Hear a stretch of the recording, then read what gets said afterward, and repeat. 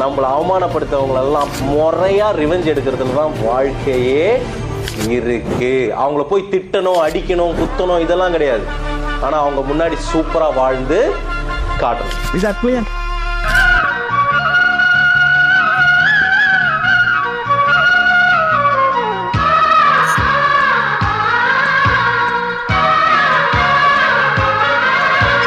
சித்திரங்களை பாட சொல்லலாம், தென்றலை அஞ்சல் ஒன்று போட சொல்லலாம்.